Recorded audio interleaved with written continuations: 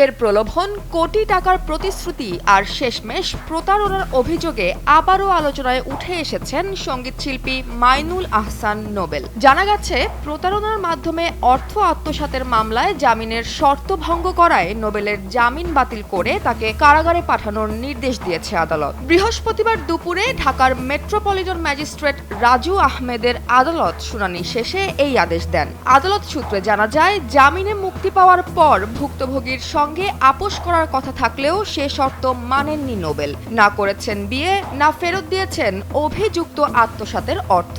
মামলার তথ্য অনুযায়ী আনান্নিয়া শবনম রোজ নামের একজন তরুণীর সঙ্গে সম্পর্ক গড়ে তুলে বিয়ের প্রলোভন দেখিয়ে 2023 সালের অগস্ট থেকে 2025 সালের জুন পর্যন্ত ধাপে ধাপে প্রায় 13,18,000 টাকার বেশি নেন তিনি। পরে সেই অর্থ আত্মসাৎ করার অভিযোগ ওঠে তার বিরুদ্ধে। এ ঘটনায় দায়ের হওয়া মামলায় police bureau of investigation (PBI) তদন্ত করে অভিযোগের সত্যতা পাওয়ার পর এর ভিত্তিতেই জারি করা হয় গ্রেফতারি পরোয়ানা। গত ফেব্রুয়ারিতে গ্রেফতারের পর শর্ত সাপেক্ষে জামিন পেলেও সেই শর্ত ভঙ্গ করায় আবারও নোবেলকে ফিরতে হলো কারাগারে। উল্লেখ্য, নোবেলের বিরুদ্ধে এর আগেও রয়েছে একাধিক মামলা, যার মধ্যে রয়েছে ধর্ষণ ও মারধরের অভিযোগ। এখন প্রশ্ন হচ্ছে, বারবার বিতর্কে জড়ানো এই শিল্পীর শেষ কোথায়?